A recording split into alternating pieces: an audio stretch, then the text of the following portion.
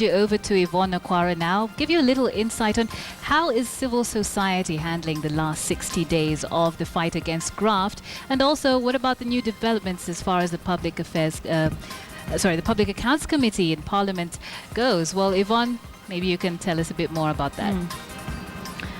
Thank you very much, Nancy. And let's get into it. Our guest that we had told you about earlier, we are glad to have with us the new chair of the Parliamentary Accounts Committee, Honourable Nicholas Gumbo. Thank you for making the time to be with us. Thank you. And we have Wanjiru Gikonyo from the Institute for Social Accountability.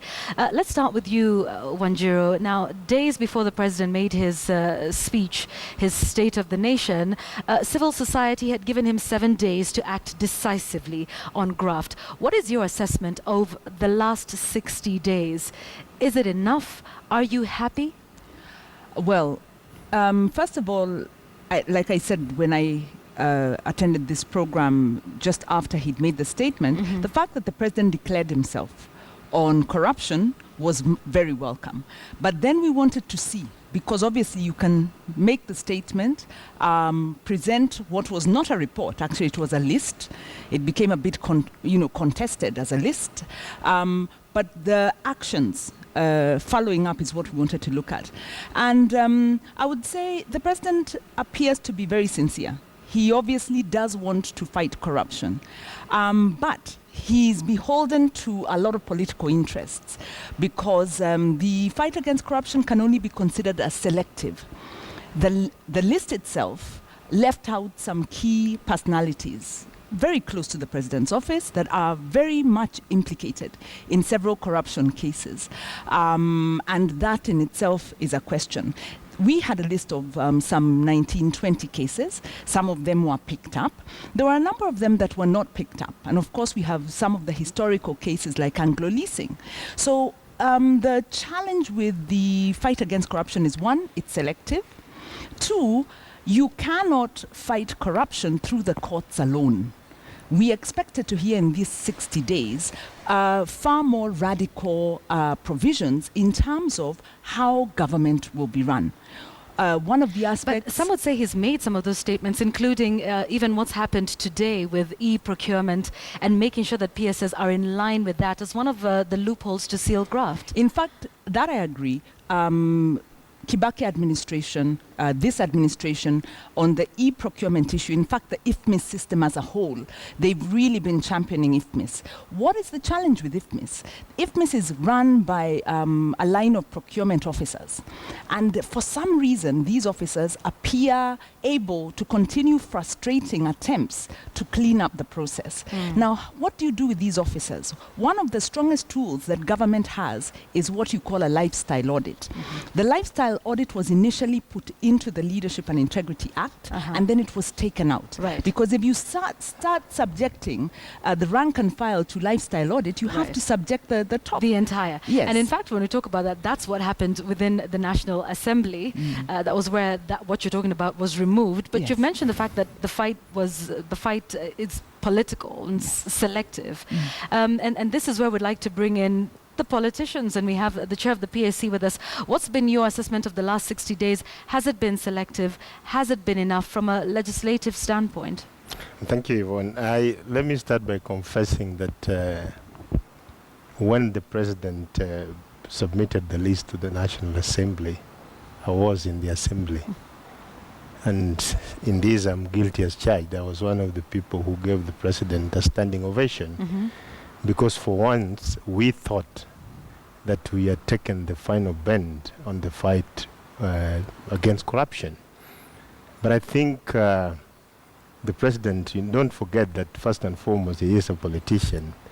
I think in the list, he submitted the list, but with the list, he also submitted a fairly thick smoke screen, because in the days to come, just like when Wanjiru has said, it's in the public domain. There are names that keep popping up time in, day, weekly. So what would you have liked to see, Nicholas? What we would have liked to see, first of all, before I even talk about what I would have liked to see, you know, the fight against corruption is something that has been with us, by the way, for over 60 years. The first attempt to address this problem actually came before we got independence, I think in around about 1956, when we enacted a law on economic crimes. Right. Yeah. And in subsequent years, there have been attempts, but what you see is what is amazing and what is disappointing in all this is the half-heartedness with which this is done. Okay. Look at, for example, when Moi finally appointed John Harun Mwau yes. to what was then the Kenya Anti-Corruption Authority. Yes.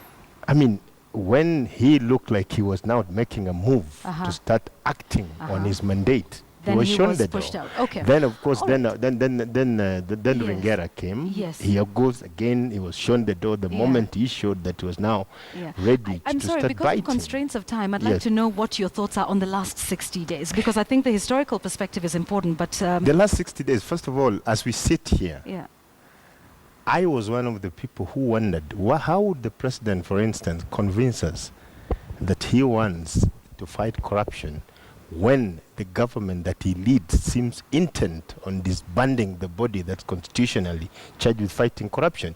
If you look at Article 251 of the Constitution, you cannot have a commission without commissioners. It's as simple as that.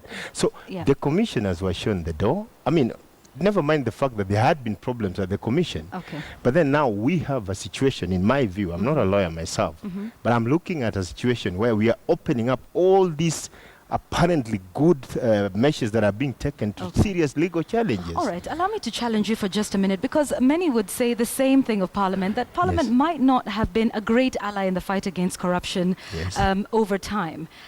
This is what happened with PLO, and he was pushed out when allegedly he was touching on certain powerful parliamentarians. Some would say the same thing has happened now. It is Parliament that took that recommendation to the President for those to be removed. That is one. On the other hand, the same could have been said to happen in PAC. Sensational counterclaims of corruption, and we don't see anything concrete happening to members of the previous committee that you now chair. I would talk about the PAC that I lead, which is just about a month old. I wouldn't talk about the previous one because I didn't sit in the previous. But let me talk about the environment of Parliament in general. Have we lacked laws to fight corruption? Absolutely no. In fact, the problem with Kenya perhaps is that we have too many laws going after this thing called corruption. And sometimes you have dysfunctionality in the way they're applied. We have laws as we speak today on leadership and integrity. We have laws Parliament against... watered down. Well, they did. We have laws on a Public Office Ethics Act. I mean, all these laws are there. Our problem as a nation has never been absence of laws. Our problem as a nation has been when it comes to applying the laws. Yes. All right, Wanjiru, what are your thoughts on this, especially with trust when it comes to the Parliamentary Accounts Committee that is supposed to be the watchdog on graft? Before Wanjiru comes in, Yvonne. When we talk about Parliament and Parliament's role just one moment, we'll come back to you. In fighting corruption, and I beg to differ a bit with Mheshimiwa, because Parliament, both the opposition and the ruling administration have been working on the the National Audit Act. The revised National Audit Act. I don't believe it's passed yet. And they've put in provisions there restricting access to the reports of the Auditor General until they're approved by the PAC. So that's a restriction. When you look at access to information, they're, drawing it back. When you look at some of the amendments that were passed on the security law, some of them touched on access to information regarding the budgets that go towards security. Now, international practice the world over, the Auditor General must be able to scrutinize security budgets. But there's a way that you make a division in terms of the information shared so that the details of the security that touch on national interest are then not made public. So when you have these blanket laws that restrict information in the areas where you're having the highest impunity, that's when you look at the administration and the opposition and just say that really political interest is not for fighting corruption. I think with all due respect to Wanjiru, you are making a blanket statement which is unfair to some of us, and I'll explain why. If you followed the Public Audit Act, actually I made the most amendments of any member of Parliament. And one of the things I said, this idea of saying that these are security contracts, I said, for example, in my argument on the floor of the House, if you buy cars for the policemen Yeah. What's the difference between buying a car for a policeman and buying a car for Gumbo? And then I also reasoned, if you're building a house for NIS, what's the difference between that and building any other house? Okay, so all right, Mheshimiwa, your point is made. The I'd point like to that I was trying to make is there are items. In fact, the bulk of the security budget is not security items. It is items that everybody has a right to know. All right. But this, of course, unfortunately, you know, the bill didn't originate from me. I was just making amendments in what I thought was in the best interest of the country. All right, I'm sorry, Yes. constraints of time. So what I would like us to do, and we'll get to Wanjiru in a moment, if you can just very quickly give Kenyans hope and trust in the PAC that you now lead, mired in controversy, being the big watchdog, especially in the war on graft. Tell us how yours will be different and what, if anything, has been done to make sure that we don't see the scenes we saw before, and that you are able to hold the government to account if you can do that in less than a minute. You know, the heart and soul of the PAC and what guides our work is the chapter 12 of the Constitution, public finance. And the principles of public finance are so clear. If you adhere to those, everybody, we are talking of openness, accountability, equitability, and all that.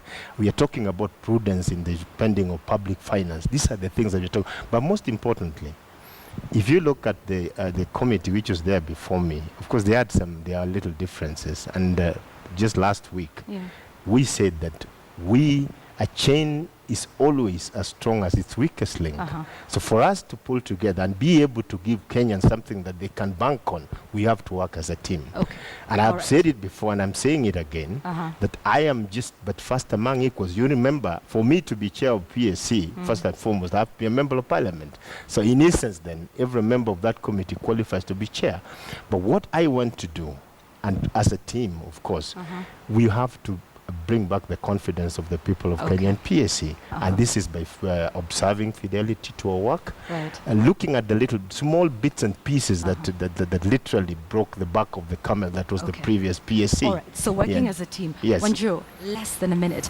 What next for you in the war on graft? 60 days are over. Well, 60 days, we're expecting some kind of report on where we are, but we are very clear that you do not fight graft through the courts. You do so through prevention. Internal audits, you want to strengthen that. You want to look at stronger disclosures. You want to look at reviewing the Companies Act so that you don't have shadowy figures entering into procurement arrangements where a lot of money is lost. So those are the kind of things that we are training our eyes on, and we are hopeful that with members such as Mheshimiwa here who really do espouse the principles of the Constitution, we can begin to make a dent because right now really we are losing the battle despite all. I think it's a bit of it's like a showcase, and yes, something's being done, but it's nowhere near enough.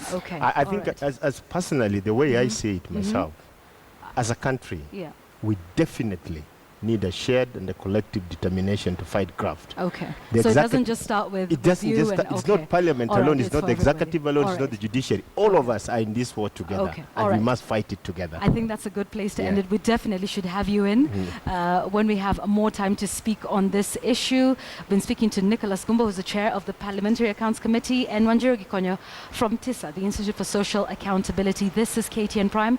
We're taking a short break, back with more news.